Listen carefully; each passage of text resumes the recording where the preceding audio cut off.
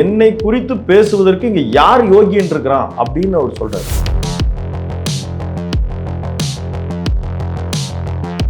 இதுவரைக்கும் எங்க போனீங்க? நீ யாரு? அவன் வேண்டாம் அப்படி பேசுறான், இவன் வேண்டாம் அப்படி பேசுறான். ஒரு பத்திரிகையாளர் உங்ககிட்ட கேள்வி கேட்குறீங்க.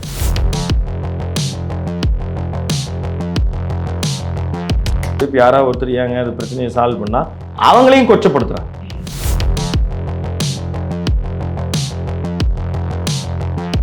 பிறந்தான் ஒருத்தன் புகழோட தான் பிறக்கணும், இல்லைன்னா பிறக்காமே போயிருந்தேன். இப்படி தான்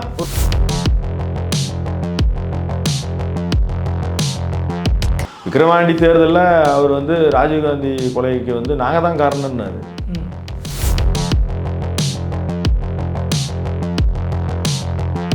அவரோட யூடியூப் வலைதளத்தில் சீமானையும் கஸ்தூரி அவர்களையும் சேர்த்து வச்சு ஒரு சொல்ல முடியாத வார்த்தைகளில் ஒரு வீடியோ பதிவிட்டிருக்காரு.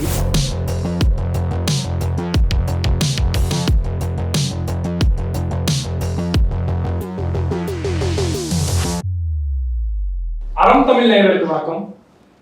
இன்று நடந்து வரும் தமிழ்நாட்டு அரசியல் பரபரப்பான சூழ்நிலையில சீமான் வழக்கு உயர்நீதிமன்றத்தில் ஒரு அதிரடியான தீர்ப்பு கொடுத்திருக்காங்க. இது பற்றி பேச நம்முடைய இணைந்திருக்கிறார் அறம் தமிழ் திரு விஜயராமன் சார். வணக்கம் ராம் சார். 2011ஆம் ஆண்டு விஜயலட்சுமி சீமானுக்கு எதிராக புகார் இது பண்றாங்க. அதுக்கப்புறம் அந்த வழக்கு வலசரவாக்க காவல் நிலையத்தில் அவங்க பதிவு பண்றாங்க. இப்போ ஒரு மாதத்துக்கு முன்னால அங்கே போய் சீமான் ஆஜராகன்னு சொன்னாங்க. ஒரு ஆஜராகல, சம்மன் அனுப்பி பார்த்தாங்க. அது ஒரு ப்ராப்ளம் ஆச்சு. அதுக்கப்புறம் பார்த்தீங்கன்னா அவர் நள்ளிரவு ஒரு 8 மணிக்கு விசாரணை நடத்தினாங்க. விசாரணை நடத்திட்டு இன்னைக்கு கூட உச்சநீதிமன்றத்தில் இந்த தீர்ப்புகள் வழங்கியிருக்காங்க. இது குறித்து என்னங்க சார்? இல்லை, அவங்க இடைக்கால தடை விதிச்சிருக்காங்க. அதுதான் ஒரு முக்கியமான விஷயம். அந்த இடைக்கால தடை விதித்தது அப்படின்றது ரொம்ப ஆச்சரியகரமான விஷயமா பொது வெளியில் பார்க்கப்படுகிறது. என்னன்னா, ஒரு லீவ் பெட்டிஷன். இப்போ இந்த வழக்கு நடந்த முறைகள், இப்போ இவர்கள் காவல்துறை ஒரு அழுத்தத்தின் காரணமாக அங்கே போய் நடந்துக்கிட்ட முறை அது தவறு. இப்போ அரசியல் மற்றும் ஊடகங்கள் இந்த விஷயத்தில் ஏற்படுத்திய ஒரு ஹைப் இருக்குது பார்த்தீங்களா, அதுவும் தவறு தான். இந்த வழக்கை அவங்க விஜயலட்சுமி அவர்கள் கையாண்ட விதமும் தவறு, திரு சீமான் அவர்கள் கையாண்ட விதமும் தவறு தான். இது ஒரு ஒட்டுமொத்தமாக ஒரு முன்னுதாரண தவறுகளுடைய ஒரு குவியல் மூட்டைன்னு தான் நம்ம சொல்வோம். இந்த வழக்கை இப்போது உச்சநீதிமன்றத்திற்கு அவர் எடுத்துக்கொண்டு சென்றது அது இதை இவர் முன்னையே செஞ்சுருக்கணும். இப்போ முன்னையே செஞ்சுருக்குன்னா முதல்ல இங்கே ஹைகோர்ட்டில் அந்த விசாரணையை கொண்டு வந்ததுக்கப்புறம் அவர் அதுக்கப்புறமா தான் அங்கே கொண்டு போக முடியும் அப்படின்னு வச்சுக்கிட்டாலும் கூட கடந்த காலத்தில் அவங்க தொடர்ந்து இது பேசும்போது அவர் பேசலை. அதையே அவர் சொல்கிறார். ஆனால் அவர் உடனே அது ரியாக்ட் பண்ணியிருக்கணும். ஏன்னா அவர் மீது சொல்லப்படுகிற அந்த குற்றச்சாட்டு, அவர் அது எரிச்சல் அடைந்தாலும் அது ஒரு பாலியல் குற்றச்சாட்டு தான். அந்த குற்றச்சாடுவதனாலேயே அவர் குற்றவாளி ஆகிவிட முடியாது. இது மாதிரி நிறைய விஷயங்கள் இருக்குது. திமுகவில் இப்போ 2G வழக்கு இருக்குது, பல வழக்குகள் இருக்குது. அது குற்றம் சாட்டப்படுவதனால் சீமான் சொல்லியிருக்காரு, குற்றமே நிரூபிக்கப்படல, ஒரு இதுதான் என்னை எதுக்கு போர்ட்ரேட் பண்றீங்க அப்படிங்கிற மாதிரி சீமான் சொல்லியிருக்காரு. அது நிச்சயமா அது உண்மைதான். இப்போ நீங்கள் அவர் இப்போ நமக்கு யார் மீதும் விருப்பம் கிடையாது, வெறுப்பும் கிடையாது. இந்த அடிப்படையில் சொல்லும் பொழுது அவர் அவரை அப்படி போர்ட்ரேட் பண்ண வேண்டிய அவசியம் கிடையாது. ஏன்னா அவர் கடந்த காலத்தில் இப்போ பேசியிருக்கிற, அவரே தெரிவிக்கிற அளவுக்கு பெரியார் குறித்து அவர் பேசின விஷயங்கள் அவருக்கு மிக வேகமாக ஒரு எதிர்வினை ஆற்றுகிறார்களோ அப்படின்னு தான் தோணுது. இது நம்ம இதை அப்படி தான் பார்க்க தோணுது. சார், சீமான் விஜயலட்சுமி வழக்கு நீதிமன்றத்தில் இருக்கு. 2 பேரும் கடுமையான விமர்சனங்கள் வச்சுக்கிறாங்க. அவங்கள வீடியோ வெளியிட்டு கண்ணீர் விடுறாங்க. இவர் சொல்ல முடியாத வார்த்தைகள்ல பிரயோகிக்கிறாரு. உதாரணத்துக்கு நான் ஒரு வயது வந்த பெண்ணையை நான் கூட்டிட்டு போய் கருப்பு காட்டுக்குள்ள அதை சொல்ல முடியாத வார்த்தைகளை உபயோகிக்கிறாரு. பொது வெளியில ஒரு அரசியல் தலைவர், தமிழ்நாட்டில் 3வது ஒரு பெரிய கட்சி, ஒரு இளைஞர்கள் பட்டாளமாக அவர் ஃபாலோ பண்ணுது. இவர் வார்த்தைகளை இவ்வளவு கொச்சையா உபயோகிக்கிறாங்க. இல்ல, அதுதான் அது அவர் உச்சரிப்பதை குறித்து அவர் கொஞ்சம் கூட அவருக்கு கிஞ்சித்தும் அவருக்கு ஒரு மனசாட்சி இல்லாம தான் அவர் நடந்துக்கிறார். எப்படின்னா, இப்போ இவர் குற்றச்சாட்டு சொல்லும் பொழுது இது மாதிரி நீங்களும் மற்றவர்களும் ஒருவராய், இப்போ ஒரு மணி நேரத்துக்கு முன்னால ஒருத்தர் கேள்வி கேட்டிருக்காரு, உங்ககிட்ட நாங்கள் வேறு மாதிரி எதிர்பார்க்குறோம், நீங்கள் இப்படி தான் ரியாக்ட் பண்ணுவீங்களா? அப்போ ஒரு பெண்மணி என்னை தொடர்ந்து இந்த மாதிரி அவதூறு செய்கிறார், என் தாயை அவதூறு செய்கிறார் அப்படின்றது சொற்கள்லாம் அவங்க விஜயலட்சுமி தான் முதல்ல தொடங்குறாங்கன்றது தான் உண்மை. ஆனால் இவர் என்ன சொல்கிறாரு, என்னை குறித்து பேசுவதற்கு இங்கே யார் யோகின்னு இருக்கிறான் அப்படின்னு அவர் சொல்கிறார். அப்போ இங்க வந்து ஒரு அயோக்கியர்கள் கூடாரமா இருக்கும் பொழுது நானும் அதுல ஒருத்தன் அப்படின்னு சொல்ல வராரா? அப்போ வந்து இது பண்ற மாதிரி தான் இருக்கு. அது வந்து சரியான ஒரு பதில் கிடையாதுல்ல. இந்த பெண்மணி என்னை குறித்து இத்தனை ஆண்டுகள் பேசிட்டு இருக்கிறார், நீங்க யாராவது இது குறித்து கேட்டீங்களா? கேட்டிருக்காங்க, ஊடகங்கள் கேட்டிருக்காங்க, கேட்காமலாம் இல்லை. அவரை குறித்து இது எப்பயுமே அப்படிதான். பெரியார் இப்படி பேசிட்டாரு, எனக்கு யாராவது பதில் சொல்றாங்களா? இப்போ அவங்க எல்லாம் அப்படி பதில் சொல்லிட்டு தான் இருக்கிறாங்க. அந்த சொன்ன பதிலை இவர் எடுத்து பேசுறது கிடையாது.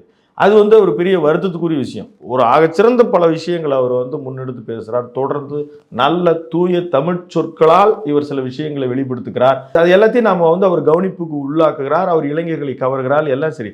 இந்த விஷயத்துல யாருக்குமே என்னை பற்றி சொல்றதுக்கு வந்து அறிவுரை இல்லை, அப்படி இல்லை அப்படின்னா திமுகவில் இருக்கிறவங்க எல்லாருமே அவங்க ஒழுக்கக்கேடானவர்கள், இப்போ அதிமுகவில் இருக்கிறவங்களும் ஒழுக்கக்கேடானவர்கள், உங்கள் மீது வந்து ஒரு பெண்ணோ ஒரு மாதர் சங்கமோ யாருமே சொல்ல முடியாது. ஊடகங்கள் எத்தனையுமே ஒழுக்கக்கேடானவையா?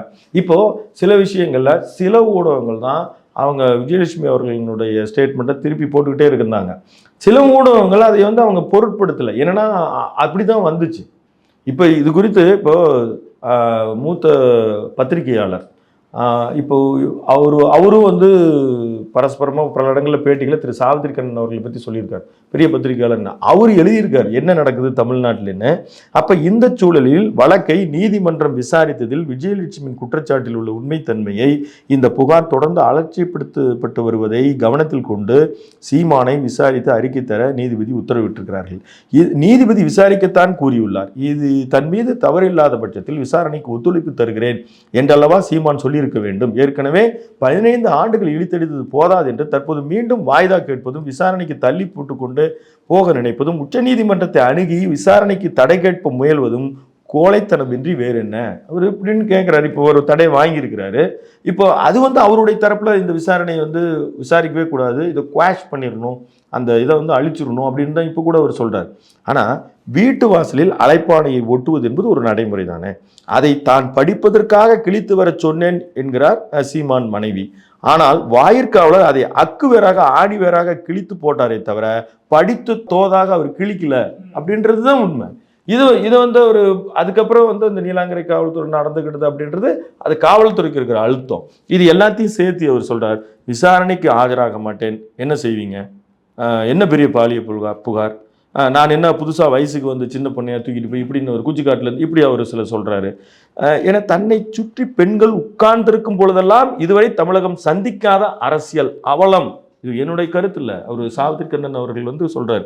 முதலமைச்சர் ஸ்டாலினால் சீமானை நியாயப்படி நடவடிக்கை எடுத்து தண்டிக்க முடியாவிட்டால் அது அவரது திறமையின்மையை உறுதிப்பாடற்ற நிர்வாக ஆளுமையும் காட்டுவதாகவே அமைந்துவிடும். இத்தனைக்கு பிறகும் சீமான் தண்டிக்க இயலாமல் போனால் அது சட்டத்தின் தோல்வி, நீதிமன்றத்தின் நம்பகமற்ற தன்மை மீதான தோல்வி, பெண்களுக்கு நீதி வழங்க முடியாத காவல்துறையின் தோல்வி, ஆட்சி நிர்வாக ஆளுமை தலைமையிலான தோல்வி, பாலியல் குற்றவாளிகளை பாதுகாக்க துணை போன சமூக தோல்வியாகிவிடும். இப்போ அவர் வந்து இந்த இடத்துல வந்து அவர் விஜயலட்சுமி பக்கம் இருக்கிற நியாயத்தை சொல்றார். நாம வந்து இந்த இடத்துல அணுகிற ஒவ்வொருத்தருமே அவங்க தவறு. இப்போ விஜயலட்சுமி அவர்கள் வந்து அவர்கள் வந்து ஒரு லிவிங் டுகெதர் அப்படின்னு இன்னைக்கு எடுத்துக்குவோம். அந்த மாதிரி ஒரு காலகட்டத்தில் 2 பேரும் பிரிஞ்சு போயிட்டாங்க. வேற ஒரு கன்னட நடிகரோடு அவங்களுக்கு வந்து அஃபயர் இருந்துச்சு, என்கேஜ்மெண்ட் ஆச்சு. இவங்க என்ன அதுக்கு முன்னாலேன்னு அவங்க சொல்றாங்க, இதுக்கு பின்னால இருந்ததுன்னு இவங்க சொல்றாங்க, நமக்கு தெரியல, அந்த கிளாரிட்டி இல்லை. ஆனால் ஒரு உண்மை என்னன்னா அவர் திருமணம் ஆயிட்டார். ஒரு நல்ல ஒருத்தர் மீது அன்பு இருக்கிற பட்சத்தில் நீங்கள் அவங்க திருமணமாகி ஒரு குடும்பம் ஆயிட்டு அப்படின்னா நீங்கள் இது ஒருவர் தொடர்பு கொள்வது முறையான விஷயமா? இப்போ யார் அப்படி முதலில் தொடர்பு கொண்டாங்க, அது என்னாச்சு நமக்கு தெரியல. இப்போ இந்த இடத்துல இவங்க தொடர்ந்து இந்த குற்றச்சாட்டை அவங்க சொல்லிகிட்டே வராங்க. அந்த காலகட்டத்தில் ஏடிஎம்கே பீரியட் இருந்துச்சு. ஏடிஎம்கே பீரியடில் இவர் வந்து ஒரு செல்வாக்கு இருந்துச்சு. ஏன்னா இவர் தான் ஏடிஎம்கேக்கு ஆதரவாக பண்ணுறேன். சரி, ரைட்டு. இதுக்கு அப்புறமா இவர் நீதிமன்றத்தை அவங்க அணுகியிருக்காங்கல்ல. நீதிமன்றம் இத்தனை ஆண்டு காலம் இந்த விஷயத்தை அப்படியே போட்டு வச்சிருந்தது, அது எப்படி சரி? திமுக வந்து 4 வருஷம் ஆகுதுங்க, இன்னும் 1 வருஷம் தான் இருக்குது அவங்க ஆட்சி. இத்தனை ஆண்டுகள் வந்து இப்போ என்ன புகாரை வாபஸ் வாங்கிட்டாங்க. புகாரை வாபஸ் வாங்கினதுக்கு அப்புறமா இவங்க 3 முறை புகார் கொடுத்துருக்காங்க, 3 முறை வாபஸ் வாங்கியிருக்காங்க. அப்போ அங்கே ஏதோ சமரசம் செய்யப்பட்டிருக்கிறது அப்படின்னு சொல்கிறாங்க. அந்த சமரசம் எனக்கு தோல்வி அடைஞ்சிருக்குன்றாங்க. இப்போ இந்த மாதிரியான ஒருத்தர் இன்னொன்று அவர் அரசியல் கட்சி தலைவராக இருக்கிறார், நீங்கள் அவர் வளர்ந்துட்டு இருக்கிற ஒரு தலைவராக இருக்கிறார். நீங்கள் நேசித்த ஒரு பெண்மணி ஒரு ஆணாக இருக்கிற பட்சத்தில் அவர் ஒரு குடும்பஸ்தன் ஆகிட்டார். இப்போ நீங்கள் இது வந்து பொது வழியில் தான் இதை டீல் பண்ணுவீங்களா? உங்களுக்கு ஒரு மீடியேட்டர். இப்போ என்னன்னா இப்போ இது வந்து அவங்களுக்கு சாதகமாக உச்சநீதிமன்றம் என்ன சொல்லியிருக்காங்கன்னா உங்களுக்குள்ளே பேசி சமரசம் பண்ணுங்க அப்படிதான் கொடுத்துருக்காங்க. சீமான் தரப்பு என்ன விளக்கம் கொடுக்குறாங்கன்னா அப்படியெல்லாம் ஒன்றும் இல்லை, நான் எதுக்கு சமரசத்துக்கு போகணும், இதுக்கு அதுக்கு சம்மந்தம் இல்லை, அந்த மாதிரி சொல்லியிருக்காங்க. இல்லை அதுதான் இப்போ நீங்கள் இப்போ நான் அதை தான் சொல்கிறோம். யாருக்கும் ஒருத்தருக்கும் இப்போ நீங்கள் வந்து இது ஒரு அரசியல் பிரச்சனையாகுது. நம்ம இப்போ பல ஊடகங்கள் இது தனிப்பட்ட ஒருத்தருடைய பற்றி பேச வேண்டிய தேவையில்லைன்னு தான் நாமளும் நினைக்கிறோம். ஆனால் அவரு வந்து பயங்கர சவால் விடுறாரு. இப்போ என்னன்னா நீங்கள் போய் சொன்னாட்டு ஒரு பத்திரிகையாளர் கேள்வி கேட்குறாங்க, இப்படியா இது வரைக்கும் எங்கே போனீங்க, நீ யாரு, அவன் வேண்டாம் அப்படி பேசுறான், இவன் வேண்டாம் அப்படி பேசுறான். ஒரு பத்திரிகையாளர் உங்ககிட்ட கேள்வி கேட்குறீங்க, பத்திரிகையாளர்களிடம் நீங்கள் ஏன் மரியாதையாக பேசுவதில்லை? சீமான் வந்து அவர் மரியாதையை பேசணுமா இல்லையா? ஒரு பொம்பளை அப்படின்ற வார்த்தையை அவர் பிரயோகிக்க வேண்டிய அவசியம் என்ன? ஒரு பெண்மணி என் மீது இருக்கிறார், இது வந்து ஒரு சாதாரண விஷயம், என் மீது தொடர்ந்து குற்றச்சாட்டு செய்கிறார், அவர் அவதூறு செய்கிறார், நீதிமன்றத்தில் சந்திச்சு நான் வருவேன். இது எதுக்கு கட்சிக்காரங்களை எல்லாம் கூட்டு போய் வலசவாக்கம் காவல் நிலையம் அந்த பூரா எல்லாத்தையும் அங்கே வந்து நிற்க வைக்கணும்? இவங்க எல்லாம் எல்லாருமே உணர்ச்சி மயமா இதை வந்து சந்திக்கிறாங்க. இப்போ ஒரு பொது வெளியில இப்போ இவங்க வந்து இந்த மாதிரி ஒரு குற்றச்சாட்டு சொல்லி அவரை ஒரு கட்சி தலைவராக இருக்கிற பல பேர் அவர்களுக்கு பின்பற்றாளர்கள், ஆயிரக்கணக்கான லட்சக்கணக்கான பேர் அவர்களுடைய பின்பற்றலாக இருக்கிற பட்சத்தில் இவங்க வந்து அவங்க விஜயலட்சுமி வந்து அவர் ஒருமையில பேசலாமா? அதுவும் அவங்க அந்த சில வார்த்தைகளை அவங்க தாயை காயப்படுத்துவதாகத்தான் அவர் ஒரு பிறப்பு குறித்து இழிச்சொற்களை பயன்படுத்துகிறாங்க. அது எப்படி நியாயமாயிட முடியும்? அவங்க பக்கம் நியாயம் இருக்குன்னா நீதிமன்றத்துக்கு போயிருக்காங்க, அதுக்கான வழக்கை அவங்க தொடர்ந்து அங்கே வழக்காடி வென்று அவங்களுக்கு தேவையான நீதி என்ன நீதி வேணும் அவங்களுக்கு? இப்போ இவர் வந்து ஒரு திருமண பந்தத்தில் முறையான திருமண பந்தத்தில் இவர் இருக்கிறாரு வைங்க, அவர் வந்து ஒரு இப்போ கட்சி தலைவர் எல்லாத்தையும் விட்டுருவோம், அவர் வந்து ஒரு முறையான திருமண பந்தத்தில் இருக்கார். உங்களுக்கு அவர்கிட்ட இருந்து தேவை என்னவா இருக்க முடியும்? பணமா? இது பணம் ஒன்றையும் கொடுத்துட்டா நீங்கள் விலகி போயிடுவீங்களா? இல்லை நீங்கள் வந்து இத்தனை முறை என்னோட வந்து இப்போ ஒருத்தர் வந்து சில நேரம் முதல் திருமணம் இருக்கும், அவங்க முதல் திருமணத்தில் வாழ்க்கையில் அவங்களுக்கு வந்து ஹஸ்பண்ட் ஒய்ஃபுக்குள்ள ஏதோ ஒரு ஹராஸ்மெண்ட்லாம் நடந்துருது, டிவோர்ஸ் பண்ணிட்டாங்க. இப்போ ரெண்டாவது திருமணத்தில் இருக்கிறார், அவர் திருமண பந்தத்தில் இருக்கார். இப்போ இவங்களோட இவங்க வந்து ஒரு நல்ல ஒரு ஓலை பெண் இருக்கிறாங்க, அது ஆணோ பெண்ணோ ஒரு இணையர் இந்த பக்கம் இருக்கிறாங்க. அந்த பக்கம் இருக்கிறவங்க தன் முதல் திருமணத்தில் நடைபெற்ற ஒரு கிளியாரிட்டி ஆகி பிரிஞ்சு போனதுக்கு அப்புறம் திரும்ப அவங்க பேசி கொண்டிருப்பது, இதெல்லாம் பேசும் பொழுது இதையெல்லாம் வந்து எல்லாருமே இப்போ அக்கறை உள்ளவர்கள் போய் பேசும்போது அவங்க பின் வாங்கிட்டு போனதுக்கப்புறம் இப்போ வந்து அவங்க சொல்லுவதும் போது இப்போ யாராவது ஒருத்தர் ஏங்க அது பிரச்சனையை சால்வ் பண்ணால் அவங்களையும் கொச்சப்படுத்துறாங்க, அவங்களையும் கொச்சப்படுத்தி பேசுறாங்க. முன்னாள் தொடர்பே இல்லைன்னு சொன்னாரு, ஃபர்ஸ்ட் வந்து யாருன்னு தெரியாதுன்னாரு, அப்புறம் 50,000 நான் மாசம் கொடுத்துருக்கேங்கிறாரு. இப்போ வந்து தொடர்புல இருந்து சொன்னா கூட சமத்துவத்துக்கு போங்க அப்படின்னு சொன்னா கூட அவர் ஒத்துக்கவே மாட்டேங்கிறாரு. இல்லை இது வந்து அவர் அதாங்க அவர் வந்து அவருடைய கட்சி தலைவர் அவர் முதல்ல என்ன ஸ்டேட்மெண்ட் எனக்கும் இல்லைன்றதையும் அவங்களோட ஒரு லிவிங் டுகெதர் நாம் அவ்வளோதான் நாகரிகமாக சொல்ல முடியும். அல்லது அவங்க ஒரு திருமணம் முன்னேற்பாட்டுக்காக ஒரு குறிப்பிட்ட காலம் அவங்க ட்ராவல் பண்ணுறாங்க, ஒத்து வரலன்னு பிரிஞ்சு போயிட்டோம் அப்படின்றது இவருடைய ஸ்டேட்மெண்ட். நீங்கள் அவ்வளோதான் ஒழிய இதை வந்து நம்ம அணுக்கி நுணுக்கி போய் பார்த்து இதுக்குள்ளே நடக்கிறது அப்படின்றது அப்படி போனால் பயில்வான் ரங்கநாதன் மாதிரி ஆயிடுவோம். பர்சனலாக அவங்களுக்குள்ள என்ன நடந்துச்சு இது என்ன நடந்துச்சு அது நமக்கு தேவையில்லாத விஷயம். சார் இப்போ வந்து பெரியாரை பின்பற்ற கட்சிகள் திராவிடர் விடுதலை கழகமாகவும் திராவிடர் கழகம் உட்பட சீமானுக்கு வந்து ஒரு அறவழி இல்லாமல் அவரோட விஜயலட்சுமி வெளியிட்ட புகைப்படங்களை வந்து ஒரு போஸ்டர் சொல்றது, பெட்ரோல் பம்ப் போடுவோன்ட்டு மிரட்டுறது, இந்த மாதிரி எல்லாம் வந்து அவர் மேலே ஒரு பாய்ச்சலா இருக்காங்க. இது வந்து இதுவும் முறையற்ற விஷயம் தான். இது அரசியலில் ஒரு தரம் தாழ்ந்து போன நடவடிக்கைகளில் இதுவும் ஒன்று தான். இவர்கள் எல்லாம் ஒரு உணர்ச்சி கொந்தளிப்பாக விஜயலட்சுமி தரப்பிலும் எப்படி அவங்க வந்து ஒரு உணர்ச்சி கொந்தளிப்போடு இந்த விஷயத்தை அணுகிறாங்களோ அதே போல் இவர் வந்து இப்போ இத்தனை வருஷம் இல்லாமல் இந்த விஷயத்தை நீங்கள் எக்ஸ்போஸ் பண்ணுறீங்க. ஏன்னா பெரியாரை பற்றி பேசுனீங்கன்னா பெரியாரை பற்றி அவர் பேசுனதுக்கான எதுக்கு ஆதாரம் இருக்குது? அவர் வந்து தமிழை காட்டு மிராண்டி பாஷைன்னு சொன்னாரா? ஏன் சொன்னார்? எல்லாரும் விளக்கம் சொல்கிறாங்க. ஒவ்வொன்றுக்கும் திருக்குறளை இப்படி பேசினார், அதில் கொஞ்சம் திருக்குறள் தான் நல்லா இருந்துச்சு. இப்போது இப்போ பெண் ஏன் அடிமையானால்னு ஒரு புத்தகம் இருக்குது, அதில் வந்து அவர் வந்து இந்த பெண் வந்து கணவனை தொழுவது அவள் வந்து இப்போது திருக்குறளில் தெய்வம் தொழால் கொழுநன் தொழுது எழுவால் பெய்யன பெய்யும் மழைன்னு ஒன்று இருக்குது. அதாவது கணவனை தூங்கி எந்திரிக்கும் போதே தொட்டு கும்பிட்டு எந்திரிக்கிற பெண் வந்து பெய்யன்னா மழை பெய்யும், அவள் தான் கற்புக்கரசி அப்படின்னு. இது எப்படி சரியா இருக்கும்? அது ஆமாம், அது இது அப்படி வந்து இருக்கிறதுக்கு வந்து பரிமள இலக்கர்கள் சொல்லியிருக்கிற உரை வந்து அந்த மாதிரி தான் இருக்குது. இப்போ பெய்யன பெய்யும் மழைன்னா கணவனை வந்து தொழுது எழுவாங்க. இதை வந்து அவர் கண்டிக்கிறார். அவர் பெண்களுக்கு எதிராக சொல்லப்பட்டிருக்கிற எந்த விஷயத்தையும் அவர் விமர்சிக்கிறார். அதே மாதிரி தோன்றின் புகழோடு தோன்றிருக்கு அக்களின் தோன்றில் தோன்றாமல் இப்படி ஒரு குரல். இந்த குரல் என்ன, நான் பிறந்தான் ஒருத்தன் புகழோட தான் பிறக்கணும், இல்லைனா பிறக்காமே போயிருந்தேன், இப்படி தான் ஒரு குரல் இருந்துச்சு.